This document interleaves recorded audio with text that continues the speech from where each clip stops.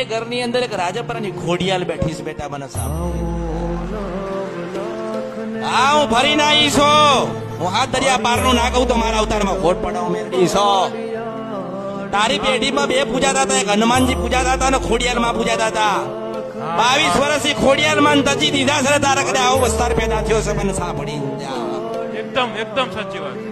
મને ખબર પણ નથી, મેં વાતે નથી કરી. ખરેખર આજે તો એકદમ સાક્ષાત રૂપમાં હું તો ગણેલો છું, ગણેલા. અરે હું એ જ કઉ છું કે મારા ભરેડા ગણેલાનું કામ છે કે અહીંયા આવો ને સાંભળીને જાઓ કે તમારા પૂર્વજો શું કરીને ગયા, તમે કેમ દુખી થયા. ખરેખર